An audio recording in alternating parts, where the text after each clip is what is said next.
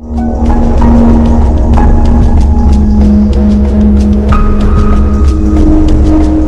name is Edward Lonis Jr.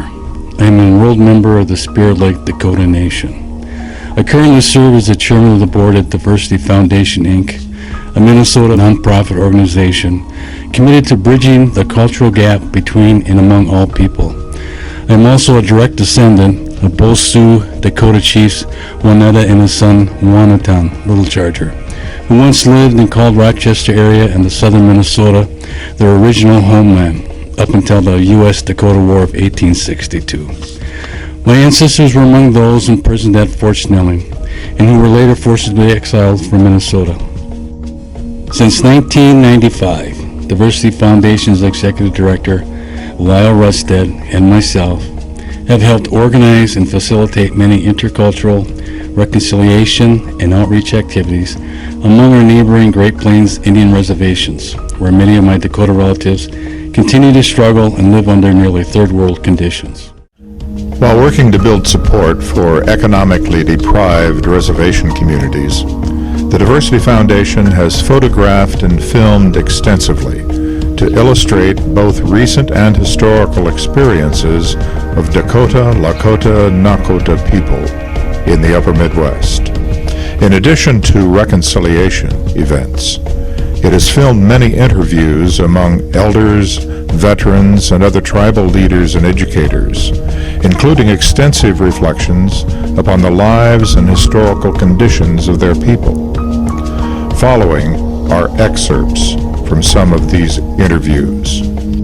I've been very fortunate to have been elected to 2 terms and now in my 2nd term. My responsibility to continue my father's work. There needed to be understanding between the Indian and the non-Indian people. Or the stereotypes that have always been portrayed are not really true.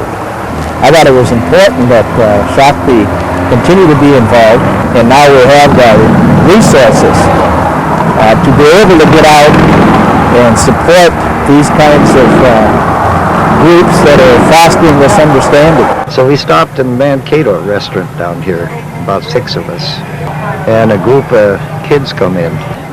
Then they were making slurs about, well, we hung 48 of you, you know, and they said we might just hang another 6. So we just quietly got up, we didn't pay them, got up and we left. Then I figured that if we ever brought the powwow and get the white people to mix with the Indians and make these people realize that we're not uncivilized, still keep our own tradition going. And then I called Amos Owen, and didn't take him but 1 second to say, all right, well, I'll be there. We'll start our meetings right away, and I'll contact other leaders from the other tribes, and we'll get something going. And the 3 of us formed, the nucleus of it. And then Amos's wife, Ione, and his brother-in-law, Wally Wells, and Gertrude, his wife, Norman and Edith Crooks, Amos and Rose Crooks, Big Dave Larson, and Chief Wabasha and his wife Vernell composed the committee that we had. Amos and Rose, they were there, and they talked about their understanding of the culture and the understanding of the ceremonies, and they did both they were both traditional dancers. I think it's been a great thing for that organization to start those powwows down here and bring people back. As I look back on it now, was a committee of dedicated people who never debated anything, never argued. They just came up with ideas and they worked out their thoughts, the ideas they had into action. And it was just a pleasure working with them. And that's one reason why I come back to this land when I come out of service. And I applied for this land when I married her, where we're living at now, where Mystic Lake is. That land belonged to me, 40 acres. Oh, really? Yeah. Mm-hmm. So with that 40 acres, I figured... So you were the beginning of the reservation? Yeah. We were the first ones on there. We were the first ones that... Really yeah. We're the first ones that started the reservation. There's only 5 of us. And, what year was that then that you bought 54. Yeah. My thing I wanted to do is bring all these people, all my brothers and sisters, back. that 40 acres was just the prime thing. We have to be able to interact and understand each other to go forward, and that's, I think, the legacy that my folks and Amos Owens and them is coming true. My name is Robert Bone. I am from the Dakota Nation of Sioux Valley, Manitoba, Canada. A member of the Flandreau Santee Sioux tribe, but I do not speak Dakota. I speak Lakota. My name is Rick Thomas. Indian name is Tatonkamani, which is Walking Buffalo, which was a war chief after the 1862 Minnesota Uprising. Lyle Rustad came to us, to the city, about 10 years ago. And he came because he had promised Ernie, Chief Wabasha, that he would find where his relatives were buried. And Lyle went down to the mayor. The mayor sent him to me in City Hall. He then brought the Unity Riders quickly in '98, I think it was, to Winona from Manitoba, from what's called Sioux Valley. Big Eagle. I'm from the Crow Creek Sioux Indian Reservation in South Dakota. I'm a descendant of, great descendant of Chief Big Eagle. My name's Rod Steiner, and I'm enrolled at the Santee Sioux Nation of Nebraska. I've always heard white people tell me how the government had cheated us out of our land, and boy, you guys really got took. And I always used to think to myself, well, they're still doing it, and why don't you help us? Lyle has always said that this could be a model for the way Indians and white people should get along.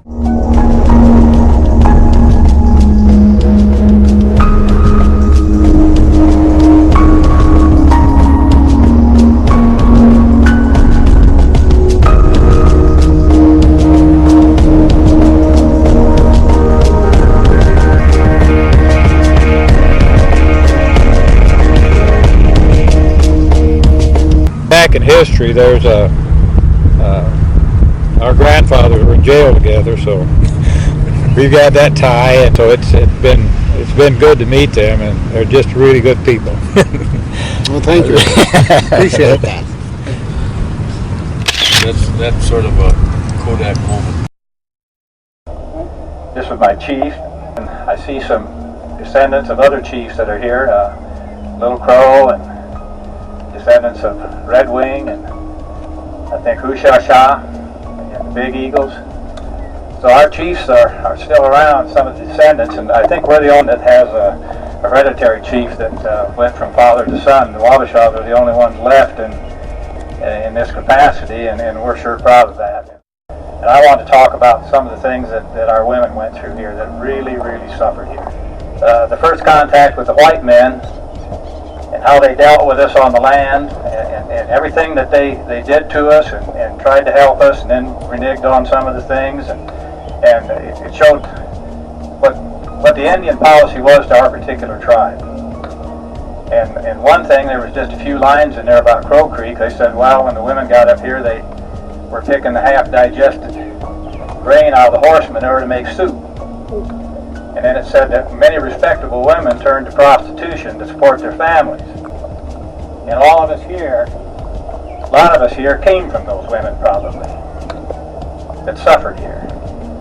And that's why when we put this monument up, and I'd read that way before we ever thought about this monument, and when I thought about what our women went through here, and then I thought about my Dakota grandmothers and all that, I counted 16 Dakota women that I was raised around at Santee. My great-grandmother, my grandmother, my great-aunts, and all my mother's siblings, cousins, that helped raise me. All the love they showed me. And they were strong, resourceful women. And I thought, well, I think that came from here. When you go through something like that up here, you pass that on to your children. We're at the Holy Faith Cemetery at the Hobo Creek area near Santee, Nebraska. This was Wabasha 3. He was the third in the line of Wabasha chiefs.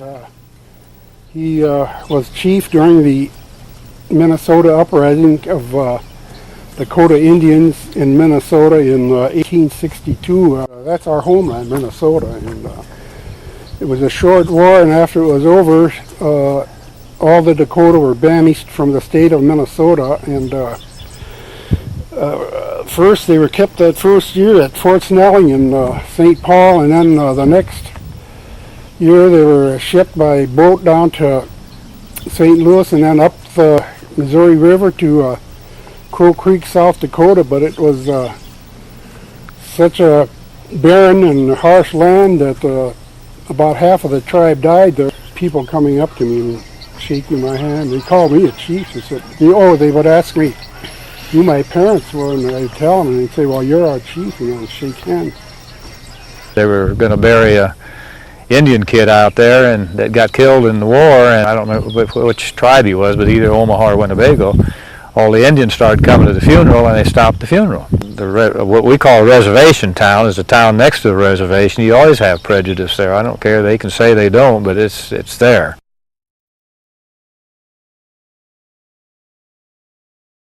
The reason why I'm sitting up here is because the IRS on December 3rd auctioned off 7,112 acres of Crow Creek land. This land that they're auctioning off, 11 square miles, 7,000 acres, is about the third largest in the United States for wind energy.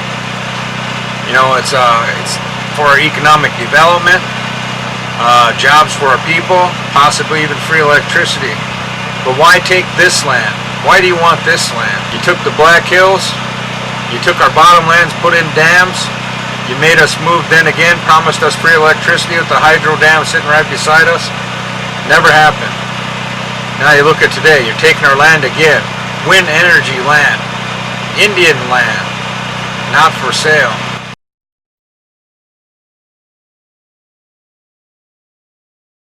Historically, there's never been a president of the United States who spoke well of Indians. And you might ask the question, why?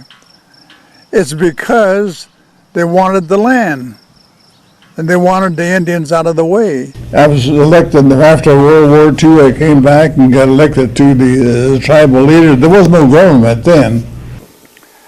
I worked for the Bureau of Indian Affairs on Standing Rock, and then I worked for the 3 governors of South Dakota. And I made about 4 or 5 trips to Washington at that time on tribal matters. Then the other problem I encountered as a tribal leader was the harnessing of the Missouri River.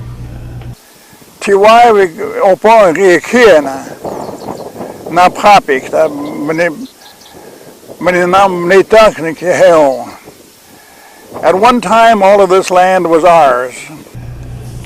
In 1943, when I was still in the service, the Corps of Engineers and the Bureau of Indian Affairs went before Congress and told them what they were going to do. They were going to harness the Missouri River to generate power and irrigation and control flooding and all that stuff, you know. But they never told the tribe. Cindy, I know she's a doctor and she carries an important role. She prefers that, and that's really cool because in a way, you know, that's the humility that we have as humans, you know, so Cindy here will help. Many people want to understand, and so then how do you help them understand the context of the evolution of how this country was settled? Minnesota was Dakota country. Our heart, our soul belongs to our original homelands. How much do they know about that land, that place, and that it's the origins for the Dakota people? And so what better way through helping Diversity Foundation, Santee, Dakota Nation, or Crow Creek, or Lower Brule, or Shakopee, or whatever Dakota Nation that's here today, to create this business enterprise in the heart of this amazing medical complex in Rochester. My name is Roger Trudell. I'm the chairman of the Santee Sioux Nation from northeast Nebraska. I'm in Rochester looking at an economic opportunity in a partnership with Diversity Foundation of Minnesota to create a economic enterprise in the Kaler Hotel. It's across the street from the Mayo Clinic. My name is Red Olson here at Fort Thomas, South Dakota. We're currently at the Episcopal Cemetery here at Fort Thompson. I'm Wes Peterson. I'm from Rochester, Minnesota. I'm a member of Trinity Presbyterian Church in Rochester. My name is Terry Quilt. I'm a Lord Sioux Indian. A group from Rochester is here with us today, and they come every summer, once a month during the summer months to help us restore some of the broken down monuments and to take care of the cemetery as it was neglected for years and years. I guess the person that really got it started was Lyle Rustad, if you guys know him. So, well, he asked if this was possible. I said, yes, it is. And who would want to come to Fort Thompson and do something like that?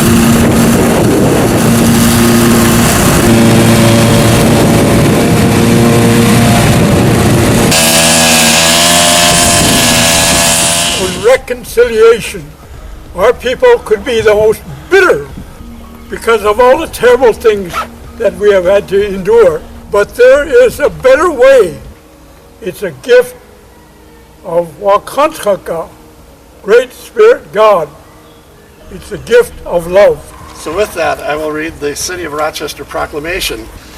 And whereas throughout their long history, the Great Dakota Nation has traditional and cultural ties to the state of Minnesota, even to the great city of Rochester. Thank you so much. We're so glad. Thank you. You're welcome. Thank you.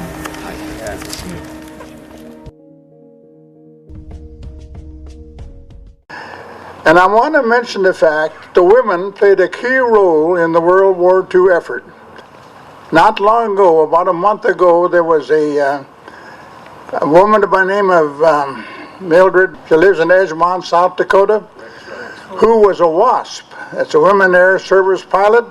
She went through all the training as a regular pilot to be a WASP. And I remember them as a Air Corps man that they transported planes across the country to the active flyers. And she will be receiving a gold medal of honor. When you first met Marcella, you were in, what was the name of the group? The Niwa. NIWA is North American Indian Women's Association. And she, I guess, was at Cheyenne River? Right. They talked about a lady from the Cheyenne River, Marcella LeBeau. And she was recognized by the country of France. My Lakota name was Pretty Rainbow Woman. I had one of the greatest honors and privileges of my life to serve as an Army nurse during World War II. We took care of patients from D-Day. Then later we went to Liège, Belgium, where we took care of patients from the 3 campaigns. And the reason why they kept to be coach officers during the war, because all 567 Indian tribes spoke a different language. The enemy captured one, and they tried to torture him to give the secrets out about what they were saying on different missions.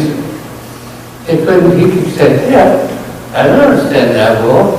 I am 100% Indian. I can read and write the Lakota language. The general said, okay, then you're going to be my radio operator. I'm just a young kid. Yes, we're called Dakota, meaning friend or ally. We came here to this area 150 years ago. My own grandfather told me many stories about our people when I was young. But some of our memories are hard to speak of. My great-grandfather's brother was among the 38 who died at the place called Makato, or Blue Earth, back in Minnesota. I'm what they call a spiritual leader. I lead in prayer, lead in different ceremonies, I help with the ceremonies, and also with the teepees and all, everything that is here that you see that's our way of life. To the dedication of this fountain, Joanne Bird and her husband Gordon. Joanne is an artist and a sculptor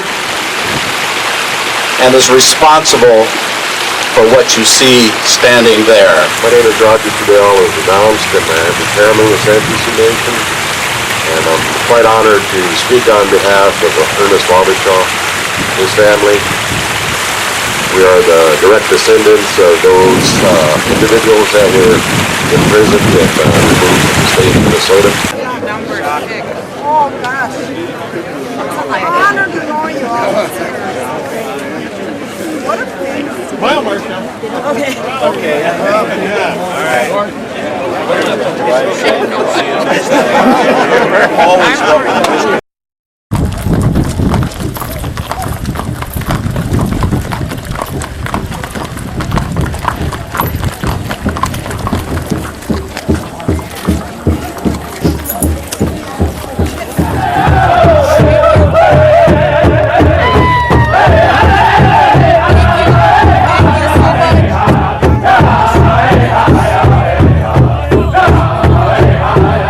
Corby, what does this mean to you and what just happened here?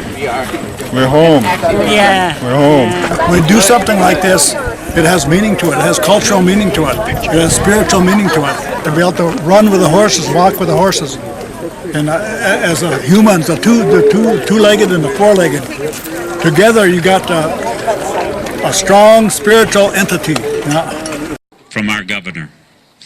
August 17th, 1862 marked a terrible period in Minnesota's history.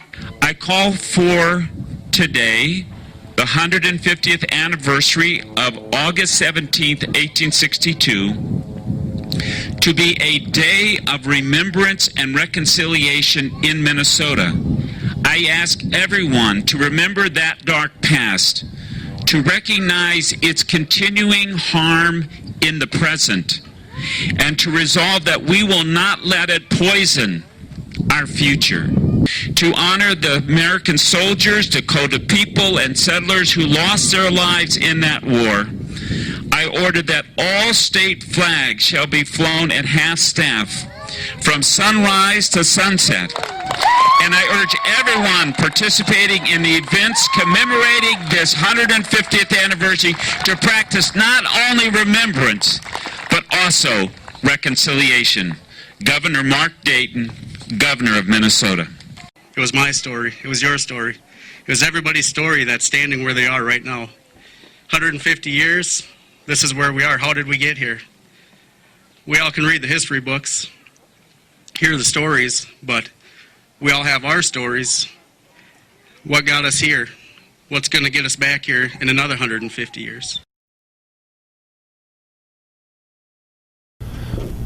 My Dakota name is Two Arrows. My Christian name is Peter Lenkeek, and I am the staff keeper of the Sacred Eagle staff, the 38+2 staff, and this is my third year. My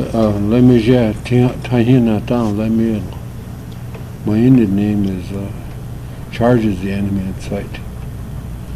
My Christian name is Jim Miller. So when I got this dream in 2005, that December we started the ride. And so to have a dream, you try to fulfill it if you believe that it comes from the Creator. And I believe that this came from the Creator to talk about Minnesota's greatest secret, the hanging of our relatives.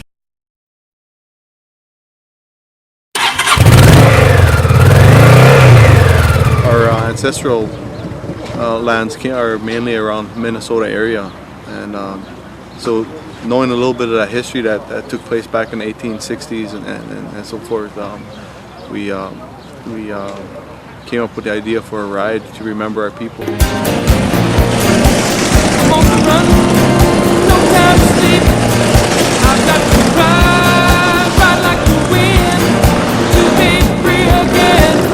People talk about reconciliation, coming together, healing old wounds, and moving forward. And as far as what I've seen at Winona, man, great. You know, keep it up. It's beautiful. You know.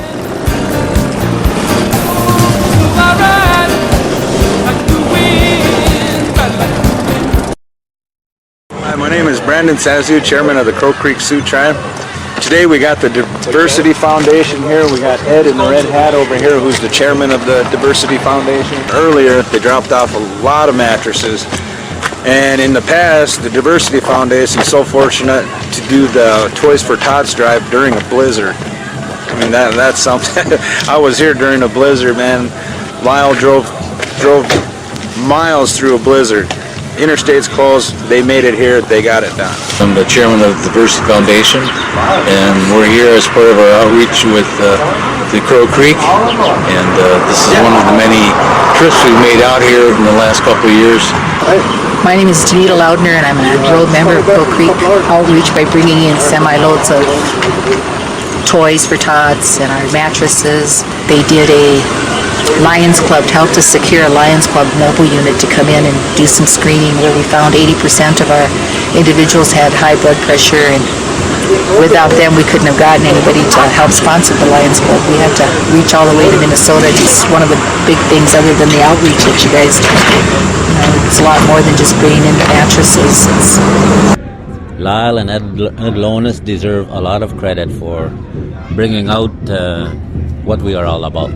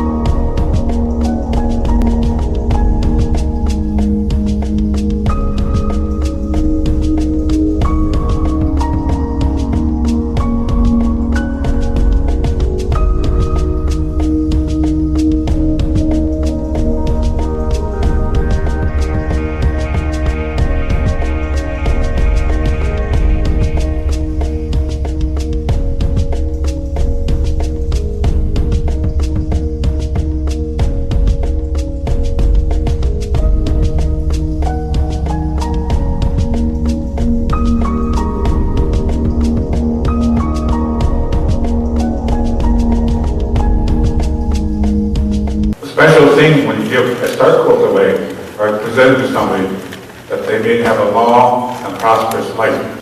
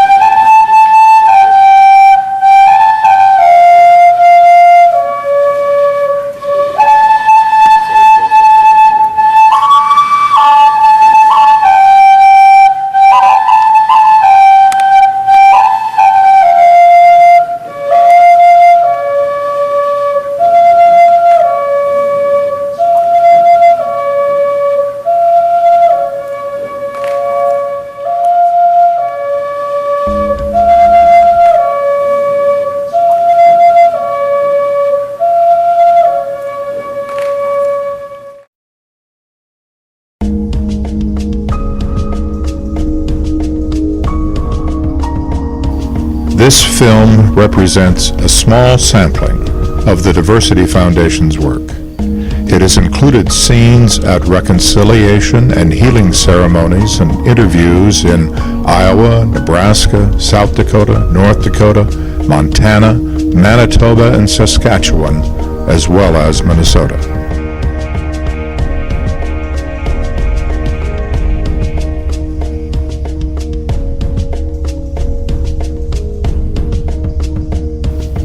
With the support of the Dakota, Lakota, and Nakota Oyate, these thousands of photos and hours of video could be transformed into documentaries telling stories of the original people and communities of the Upper Midwest in ways that would be used in educational institutions and that would educate all of us who were indoctrinated into a colonized view of American history.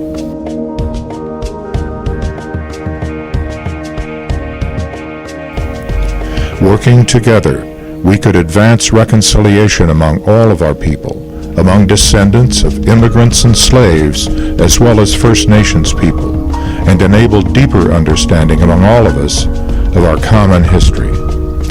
This should also enhance support for programs that strengthen economic and social conditions in reservations and urban indigenous communities.